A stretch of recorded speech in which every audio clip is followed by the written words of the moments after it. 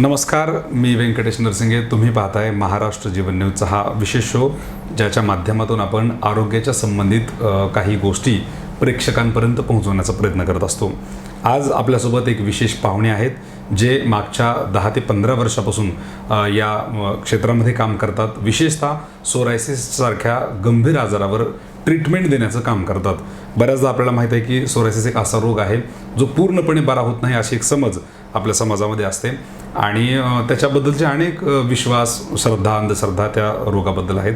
तर या सगळ्या गोष्टींसाठी सविस्तर चर्चा करण्यासाठी आपण आज लातूरमध्ये एक डॉक्टर आलेले आहेत, जे डॉक्टर हाके होमिओ मल्टीकेअर अँड केशरोग अंबाजोगाईला त्यांचं एक मोठं क्लिनिक आहे, मोठं हॉस्पिटल आहे आणि त्या हॉस्पिटलमध्ये ते मागच्या बऱ्याच वर्षांपासून प्रॅक्टिस करतात आणि अनेक साऱ्या पेशंटला त्यांनी ठीकसुद्धा केलेलं आहे. मी ज्यांच्याविषयी तुम्हाला सांगत आहे ते आजच्या आपल्या कार्यक्रमाचे विशेष पाहुणे डॉक्टर हाके सर आहेत. सर, तुमचं आमच्या चॅनलमध्ये खूप खूप स्वागत आहे. खूप खूप धन्यवाद. सर, तर सगळ्यात पहिला प्रश्न हा आहे माझ्याकडून तुमच्यासाठी की सोरायसिस डे येतोय आता 29 तारखेला, 29 ऑक्टोबरला, आणि बऱ्याच लोकांना सोरायसिस विषयी काही माहीत नाही. तर तुमच्या बॅनरमध्ये तुम्ही लिहिले 31 तारखेला हा सोरायसिस डे असणार आहे. 29 तारखेला सोरायसिस डे आहे, 31ला आपण इथं शिबिर घेतोय लातूरमध्ये, 29ला अंबाजोगाईला आहे तुमचं.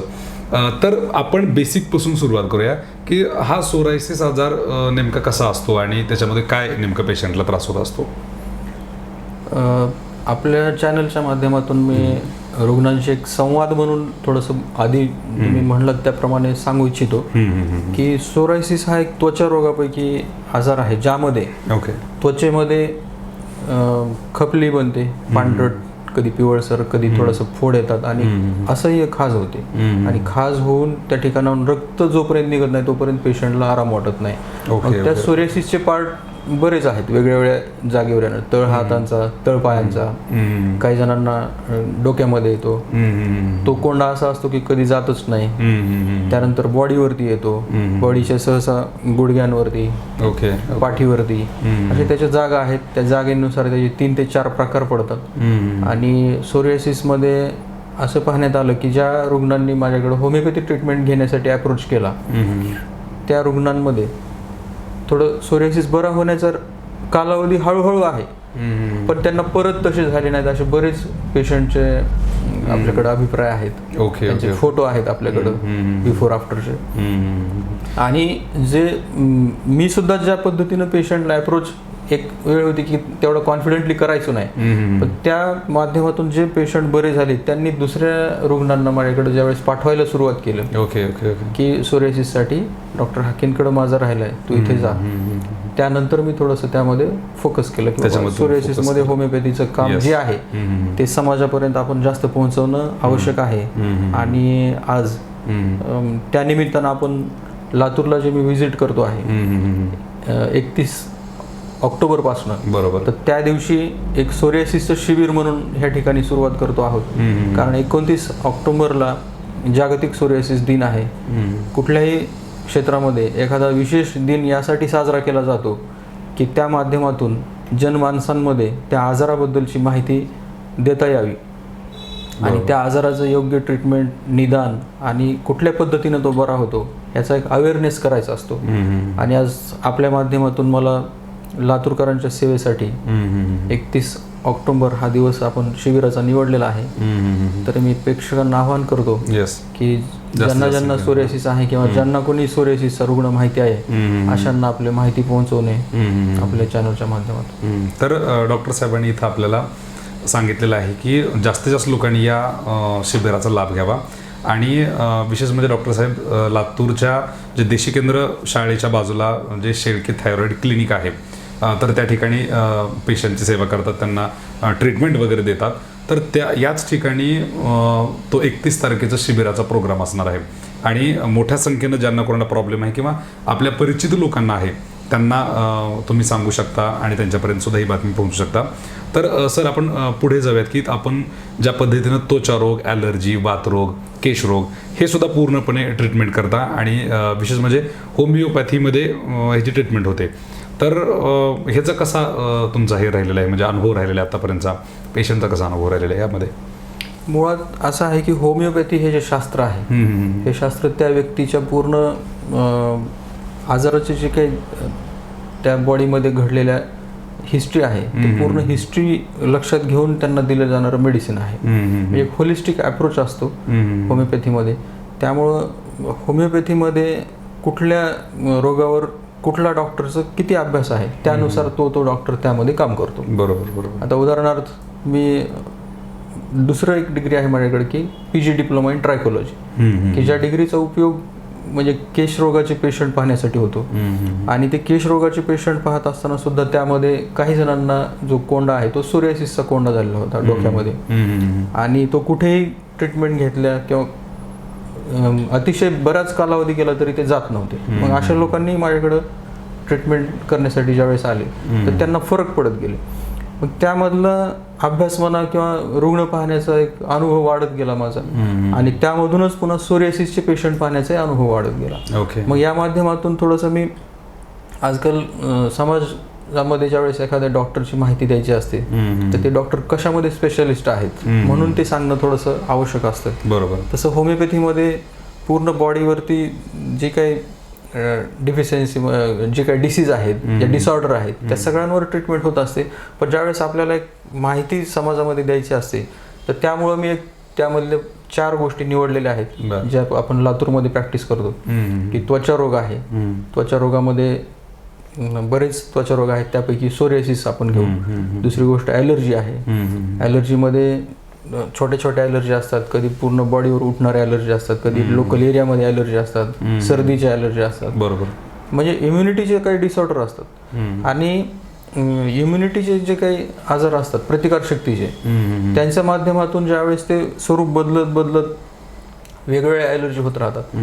आणि केश रोग आहे, वात रोग आहे, ॲलर्जी आहे, ह्या 4 गोष्टी घेऊन आपण लातूरमध्ये आलेलो आहोत. तसंच सोरियासिस बद्दल जर थोडक्यात सांगायचं झालं तर हा पण एक ऑटो इम्युन डिसऑर्डर आहे. म्हणजे रुग्णाच्या प्रतिकारशक्तीमध्येच असे काही बिघाड होतात की त्यांचीच प्रतिकारशक्ती त्या व्यक्तीच्या स्वतःच्या स्किनच्या विरुद्ध काम करते, आणि अशा वेळेस प्रतिकारशक्ती स्वतःचीच आपल्या बॉडी विरुद्ध काम करत असल्यामुळं तो कंट्रोलमध्ये आणणं फार अवघड जातं. आणि होमिओपॅथी शास्त्र असं आहे की त्या व्यक्तीचे पूर्ण जडणघडण बघून कुठल्या वातावरणात तो वाढलेला आहे, कुठल्या ॲलर्जी आहेत किंवा कुठल्या टेंडन्सी आहेत बॉडीच्या, ह्या सगळ्या बघून त्यांना ज्यावेळेस आपण होमिओपॅथी औषधोपचार देतो तर ते पूर्णपणे इम्युनिटी सुधार होत जातो आणि रुग्ण सोरियासिस मुक्त होतो. अशी उदाहरणं सुद्धा बरेच आहेत.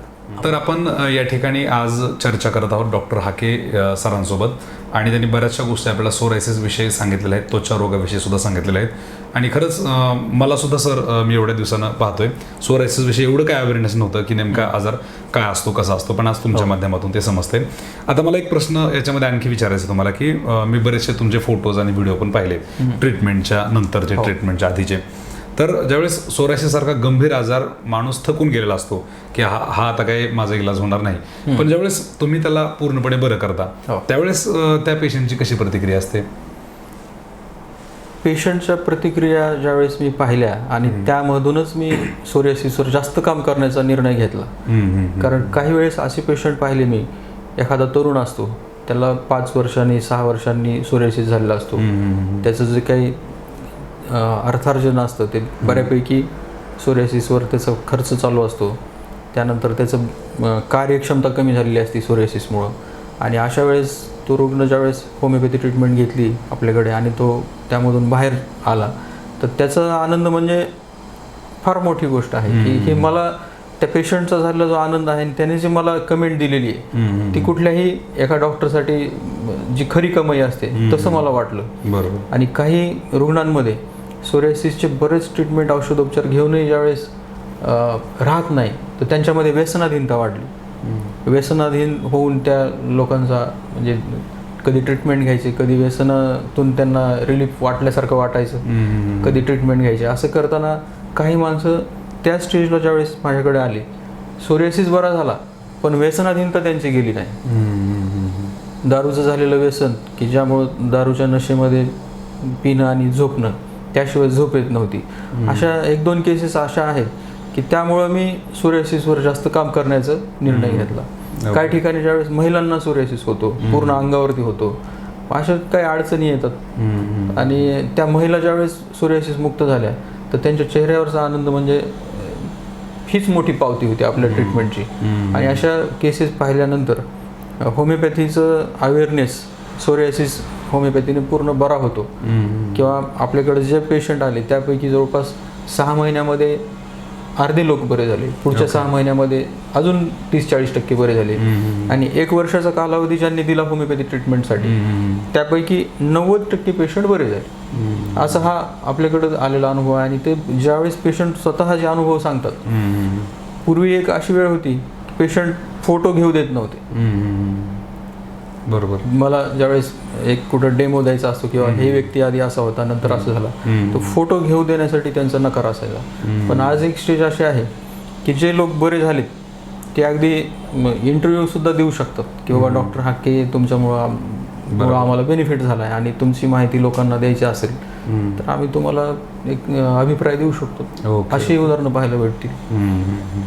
आपल्या चॅनलच्या माध्यमातून पुढे आपण प्रयत्न करू. येस. म्हणजे या ठिकाणी सरांनी आपल्याला सांगितलं आहे की शेकडो पेशंट्स त्यांनी आत्तापर्यंत पाहिले, त्यांच्यासाठी ट्रीटमेंट केलेली आहे. आणि हा आजार इतका गंभीर असतो की त्या त्रासामधून वाचण्यासाठी अनेक पेशंट व्यसनाधीन होतात. आणि मग हे कुठंतरी ट्रीटमेंट सोडून व्यसनाधीनतेकडे जाणारे लोक हे आपण थांबवायला पाहिजे. आणि म्हणून सरांनी विचार केला की आपण जास्तीत जास्त प्रयत्न करूयात की सोरायसिसच्या लोकांना ट्रीटमेंट देण्याचा, त्यांना त्याच्यामधून पूर्णपणे बरं करण्याचा.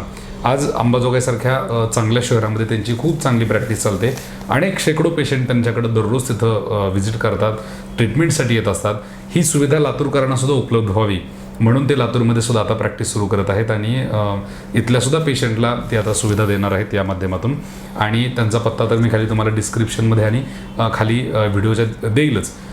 जो सोरायसिस डे आहे त्याच्या निमित्तानं 31 तारखेला येणाऱ्या 31 ऑक्टोबरला सोरायसिस डेच्या निमित्तानं एक शिबिराचं आयोजन त्यांच्या वतीनं करण्यात आलेलं आहे. या शिबिरामध्ये जास्तीत जास्त लोकांनी सहभागी व्हावं आणि या शिबिराचा लाभ घ्यावा. सोरायसिसबद्दलचं अवेअरनेस करून घ्यावं. त्याच्याबद्दलच्या काही विविध तपासण्या असतील ते सुद्धा इथं डॉक्टर साहेब आणि त्यांची टीम इथं करणार आहे. आणि म्हणून त्यांच्याही वतीनं, माझ्याही वतीनं, चॅनलच्या वतीनं आम्ही आपल्या सर्वांना पण आवाहन करू की जास्तीत जास्त या शिबिराचा सर्व लोकांनी लाभ घ्यायचा आहे. तुम्ही पाहताय महाराष्ट्र जीवन न्यूजचं विशेष अपडेट. सर, तुम्ही आमच्या प्रेक्षकांना या ठिकाणी सोरायसिसबद्दल माहिती सांगितलात आणि चॅनलला वेळ दिलात त्याबद्दल खूप खूप धन्यवाद. महाराष्ट्र जीवन न्यूजचे पण खूप खूप धन्यवाद. Yes sir. आणि जास्तीत जास्त लोक या शिबिराकडे येतील अशी आपण या ठिकाणी अपेक्षा करूयात. यासाठी कॅमेरा हँडल केला आहे व्हिडिओ जर्नलिस्ट आकाश कांबळे यांनी. मी व्यंकटेश नरसिंगे, महाराष्ट्र जीवन न्यूजसाठी लातूर. धन्यवाद.